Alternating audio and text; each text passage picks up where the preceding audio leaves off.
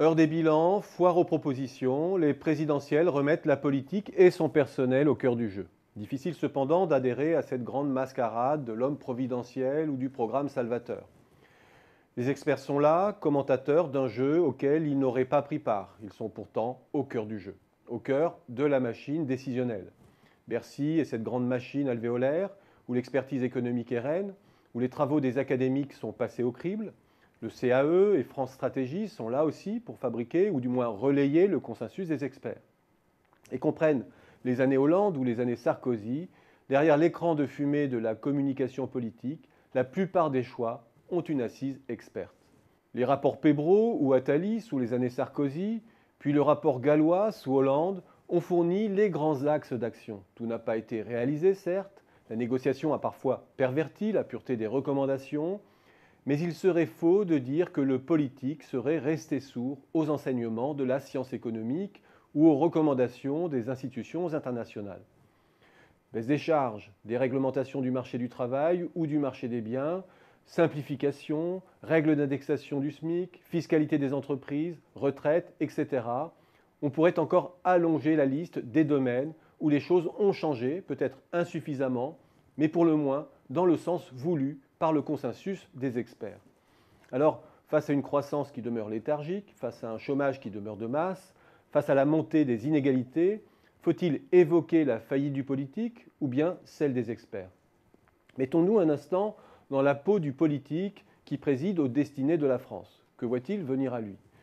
D'un côté, les purs et durs de la réforme musclée de l'offre, de la saignée curative. La crise se résout par plus de concurrence, moins de SMIC, moins de charges, moins d'impôts, donc moins de dépenses publiques. De l'autre, ceux qui soulignent les risques de casse macroéconomique qu'occasionne ce type de thérapie et qui dissèquent sur un mode critique les failles de l'ordre capitaliste mondial contemporain.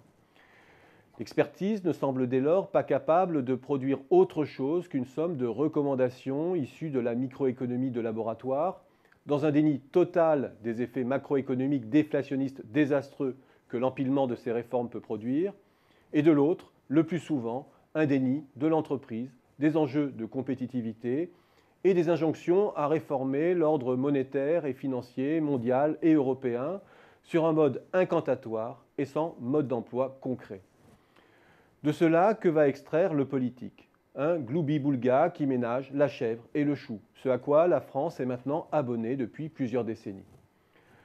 Lorsque les Danois décidèrent pourtant de financer leur protection sociale par l'impôt, était-ce écrit dans un traité économique? Eh bien non. Lorsqu'ils bâtirent le triangle de la flexicurité, non plus.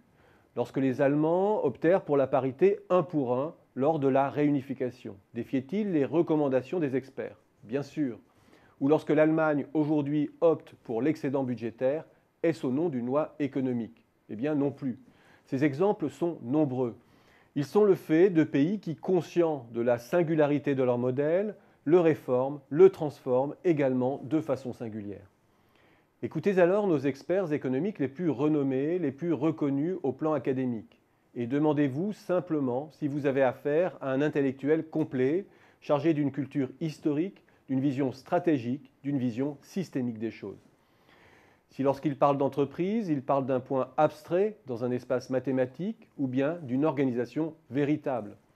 Si lorsqu'il parle de chômage, il parle d'un déséquilibre de marché ou s'il en saisit toutes les dimensions humaines, sociales, etc. Et vous verrez que peu d'économistes peuvent être classés au rang d'intellectuels. Et pour ma part, il me semble, mais cela n'engage que moi, que la faillite du politique est d'abord le reflet de la défaillance des intellectuels, surtout lorsque parmi ceux-ci, les économistes prennent l'ascendant sur le choix public.